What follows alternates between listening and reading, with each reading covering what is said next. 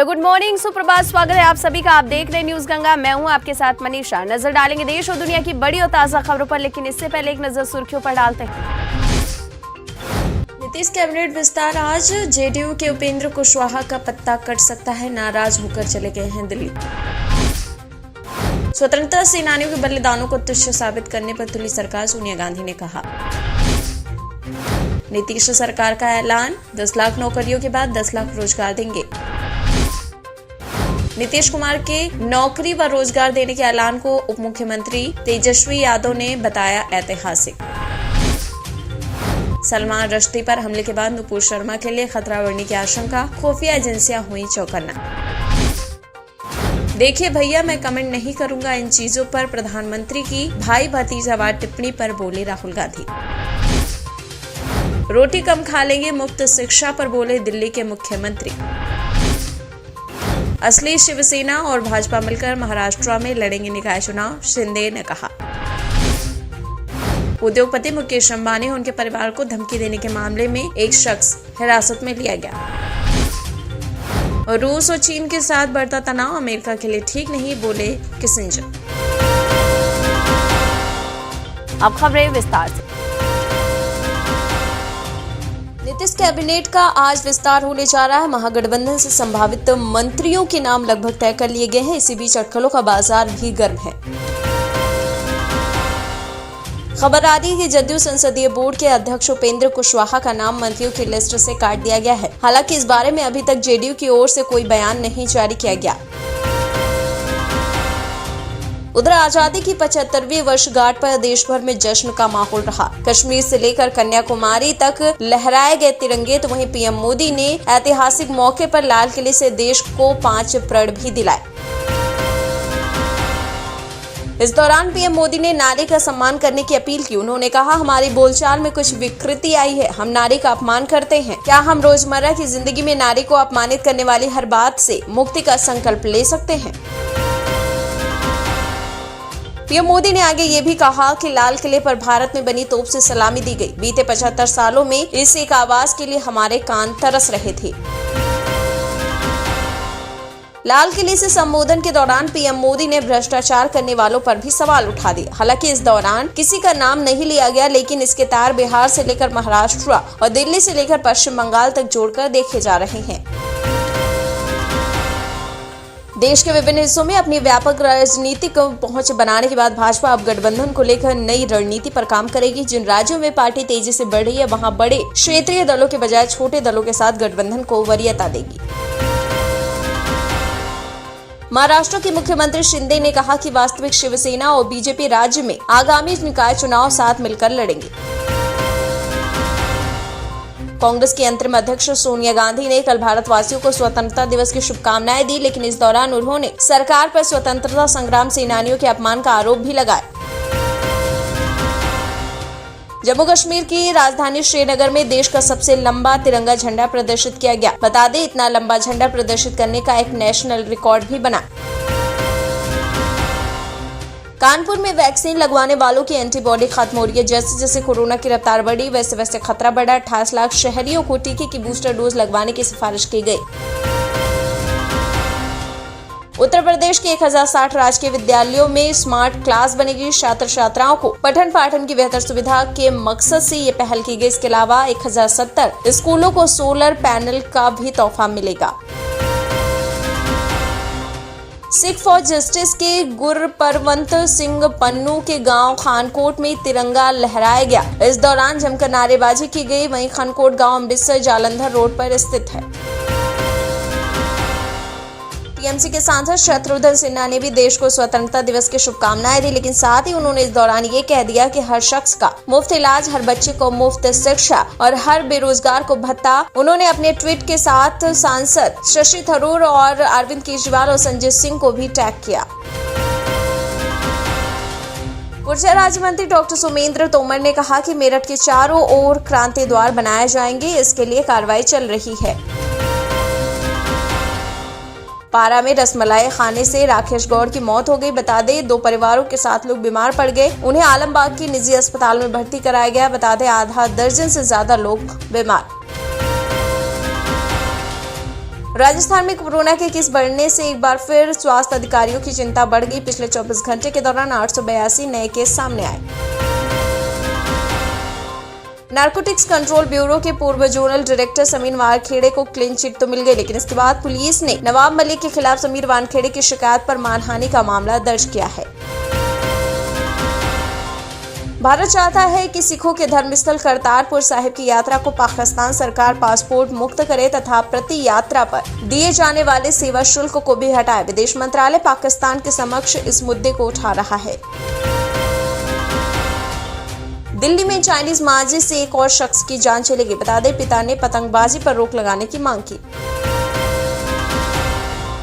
उपराष्ट्रपति जगदीप धनखड़ ने भारत को संदेश दिया। कहा, देश के स्वतंत्रता सेनानियों को याद करने का ये अवसर, स्वतंत्रता दिवस सबसे शुभ अवसर है।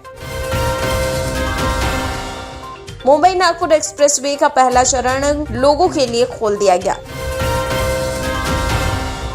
स्वतंत्रता दिवस पर नीतीश कुमार ने ऐलान कर दिया कि 10 लाख नौकरियों के बाद 10 लाख रोजगार देंगे। जजों के लंबे कार्यकाल से ज्यादा उस दौरान उनका योगदान मायने रखता है, सीजेआई ने कहा। चुनाव के दौरान मुफ्त घोषणाओं के समर्थन में कांग्रेस पार्टी सुप्रीम कोर्ट पहुंची। नगर निगम ने लोगों से अपील की है कि वो 15 अगस्त के बाद तिरंगा झंडा को फेंके नहीं, तिरंगे को उतार कर सुरक्षित रख लें, इसका अगले साल काम आएगा। देश के 4 राज्यों में जैश के स्लीपिंग मॉड्यूल्स सैफुल्ला के संपर्क में थे, वो उसके इशारे का इंतजार कर रहे थे। वहीं सूत्रों से पता चला एटीएस को कि दिल्ली, कर्नाटक, पंजाब और राजस्थान में जैश ए मोहम्मद के स्लीपिंग मॉड्यूल्स मौजूद हैं, जिन्हें विस्फोट करने का जिम्मा दिया गया। स्वतंत्रता दिवस पर अटारी वाघा सीमा पर बीएसएफ और पाकिस्तान रेंजर्स ने मिठाइयों का आदान प्रदान कर खुशी मनाई। जम्मू कश्मीर के पूर्व मुख्यमंत्री महबूबा मुफ्ती ने स्वतंत्रता दिवस पर एक बार फिर तिरंगा पर कड़वाहट जाहिर की और कश्मीर के अलग झंडे का राग अलापा। बोली, कश्मीरियों द्वारा तिरंगा फहराने का दावा गलत। अरविंद केजरीवाल ने छत्रसाल स्टेडियम में तिरंगा फहराया। स्टेडियम में इस दौरान कार्यक्रम में शामिल होने भारी संख्या में लोग पहुंचे। स्वतंत्रता दिवस के मौके पर आरएसएस प्रमुख मोहन भागवत ने आरएसएस मुख्यालय में राष्ट्रीय ध्वज फहराया। इस दौरान उन्होंने कहा कि राष्ट्रीय ध्वज के श्रेष्ठ रंग को हम केसरिया रंग कहते हैं, जो त्याग, कर्म और प्रकाश ज्ञान का रंग है। सलमान रुश्दी पर हुए हमले पर बोली उपराष्ट्रपति कमला हैरिस, हिंसा को कोई जगह नहीं। निचली अदालतों पर भार कम करने के लिए 1 लाख केस वापस लेगी असम सरकार। गुजरात सरकार ने राज्य के पुलिस कर्मियों को बड़ा तोहफा दिया। गुजरात के भूपेंद्र पटेल सरकार ने पुलिस कर्मियों के वेतन वृद्धि पर विरोध प्रदर्शन के बाद 550 करोड़ रुपए के वार्षिक कोष को मंजूरी दे दी। बिहार की सहरसा जेल में बंद पूर्व सांसद आनंद मोहन की एक तस्वीर इन दिनों सोशल मीडिया पर वायरल हो रही है। वायरल फोटो में वो अपने परिवार के साथ नजर आ रहे हैं। ऐसे में पुलिस की कार्यशैली पर सवाल उठे। इधर बीजेपी ने हाल ही में बनी महागठबंधन सरकार को निशाने पर लिया। बीजेपी ने इस घटना को प्रदेश में जंगल राज की वापसी बताया। पूर्वी लद्दाख में भारत और चीन के बीच तनातनी के दौर भारत तिब्बत सीमा पुलिस की सक्रियता बढ़ाने की तैयारी है। केंद्र सरकार उस प्रस्ताव पर विचार कर रही है। श्रीलंका की मदद के लिए राष्ट्रमंडल महासचिव पैट्रिका स्कॉटलैंड ने भारत की तारीफ की। कहा, श्रीलंका को उसके अभूतपूर्व आर्थिक संकट से निपटने में मदद करने के लिए भारत की उदारता पूर्वक सहायता सराहनीय है। महिला से अभद्रता और मारपीट के मामले में गिरफ्तार श्रीकांत त्यागी के समर्थन में त्यागी समाज के सैकड़ों कार्यकर्ता सड़क पर उतर आए, तो वहीं सांसद महेश शर्मा के सुर ही बदल गए। बोले, श्रीकांत त्यागी के परिवार के साथ मेरी सहानुभूति है।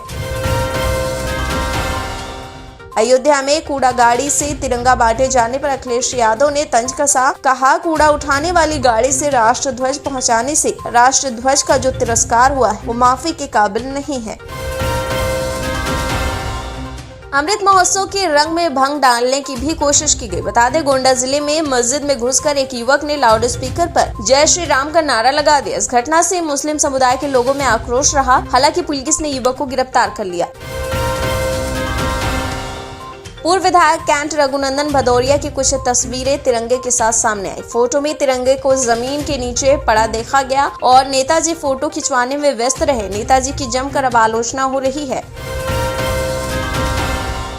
स्वामी प्रसाद मौर्य ने नोएडा कमिश्नर को भेजा मानहानि का नोटिस, मांगा 11.5 करोड़ का हर्जाना। बता दें, मौर्य ने ट्वीट किया कि पुलिस कमिश्नर ने विधानसभा पास को लेकर श्रीकांत त्यागी मामले में बिना साक्ष्य के गैर जिम्मेदाराना हरकत कर प्रेस के माध्यम से पूरे देश में मेरे छवि को धूमिल करने का प्रयास किया।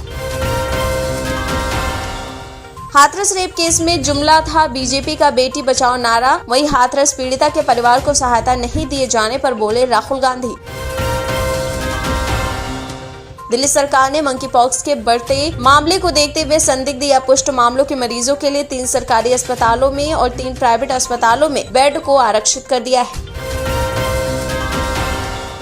दिल्ली के उप मुख्यमंत्री मनीष सिसोदिया ने प्रेस कॉन्फ्रेंस कर मोदी सरकार पर निशाना साधा, कहा कि 15 लाख करोड़ अपने दोस्तों का माफ करके कह रहे हैं कि अब कुछ भी मुफ्त नहीं मिलेगा।